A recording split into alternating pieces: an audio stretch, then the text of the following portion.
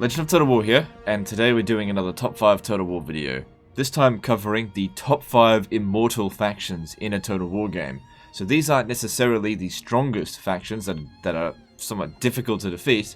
These are factions that for some reason or another are very difficult to just get rid of on a permanent basis. Either they keep coming back, or they just won't die in the first place.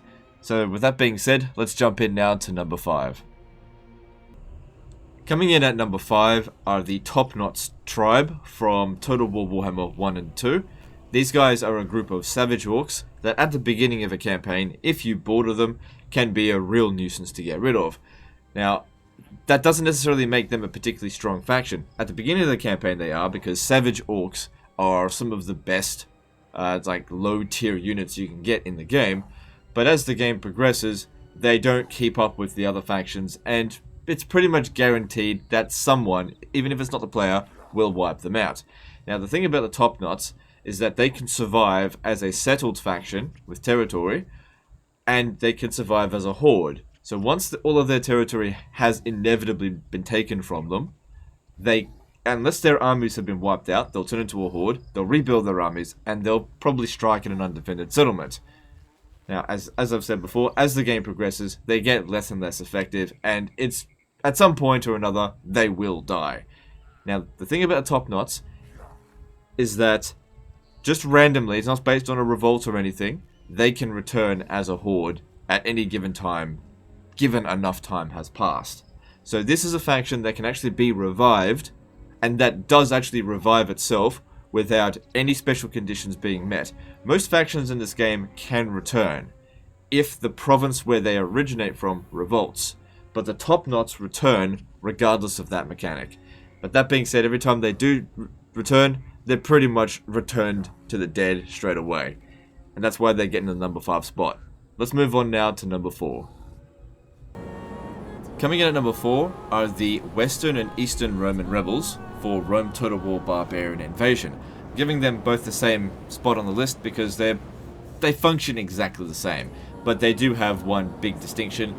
The Western Roman rebels, they have the Western Roman Empire army roster. The Eastern Roman rebels, they have the Eastern Roman Empire army roster. But apart from that, they function the exact same. So, what makes them immortal? Well, this is a faction that doesn't start off at the beginning of the campaign, and it's not a playable faction. But it has one thing that no other faction in this game has, which is the ability to return from the dead. In Rome Total War, once a faction has been eliminated, it is impossible for it to return, with the exception of the Western and Eastern Roman rebels. And the thing that's required to bring them back is a revolt within a Roman settlement. You know, if we want to get the Western Roman Empires to return, a Western Roman Empire settlement is to revolt.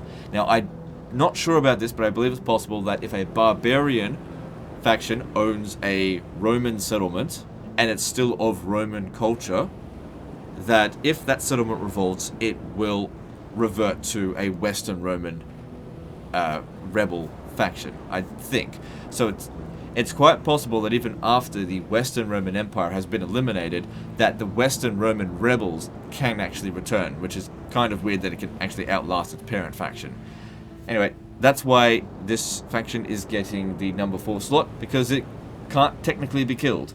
And let's move on now to number 3. Coming in at number 3 are the Huns in Total War Attila.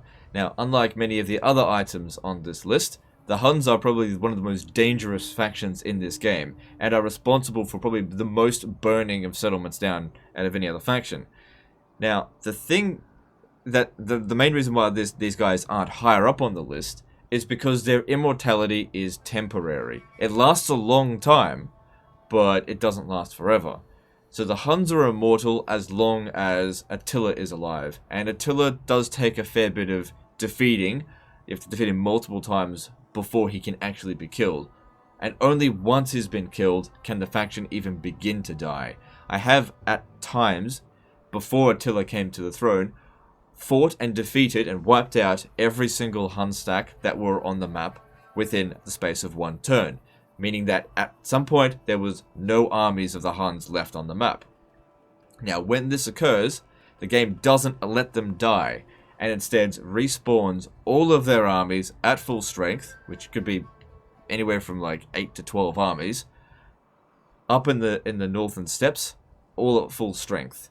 So the thing about these guys is that if you're going to defeat them in battle, don't destroy them, because it'll actually keep them weaker if they're damaged. Otherwise, they just come back at full strength.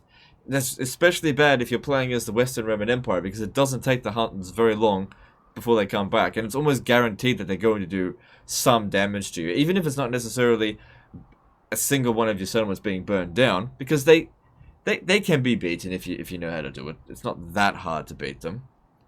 But if you're unprepared and they hit a minor settlement that doesn't have walls, they'll burn it to the ground. That's just what they do. And that's why they're getting the number 3 slot on this, because they are, at least until Attila dies, immortal. Anyway, let's move on now to number 2. Coming in at number 2 is the Papal States for Medieval 2. Now, under normal circumstances, you're not supposed to be able to play as the Papal States, but with an adjustment of one of the files, you can unlock them.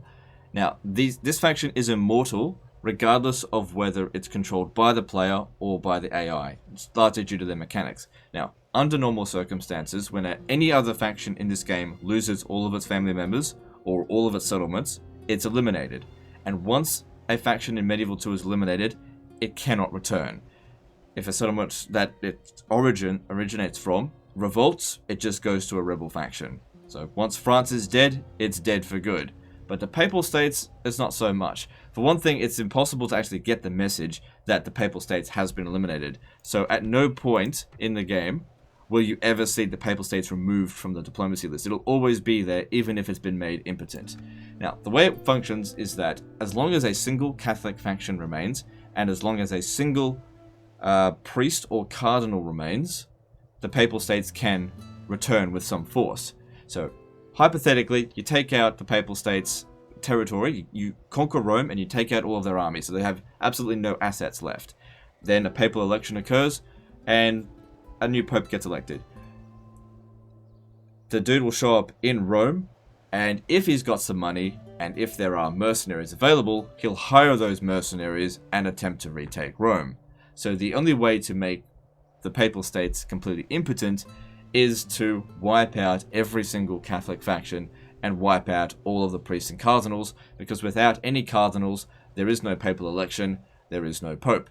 That's the only way to get rid of it. So essentially, the only way to actually eliminate the Papal States is to play as a non-Catholic faction and wipe out essentially 70% of the other factions in the game before this guy is eliminated. And as I've said before, even if you do all that, this never goes away. The Papal States still technically exists, but they just don't exist in any sort of potency.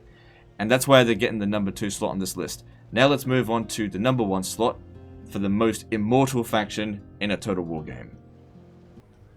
Taking the number 1 slot for the most immortal faction in a Total War game goes to the Beastmen. Now, in Total War Warhammer 1 and 2, it's quite possible for the majority of the factions to return. But what makes the Beastmen stand out as the most immortal? Well, in the case of most factions, let's take an example. We'll take the Cult of Pleasure, Marathi's faction.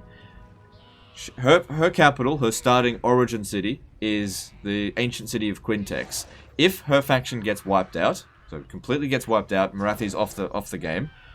If the ancient city of Quintex revolts, it'll always be a Cult of Pleasure rebellion, unless there's a lot of chaos corruption there, in which case it'll be a chaos revolt. If that revolt manages to recapture the ancient city of Quintex, Marathi will return. Now, what sets her different to the Beastmen is that the Beastmen have no origin in terms of a city. Once they're wiped out, how do they return? Well, they just return in a random location.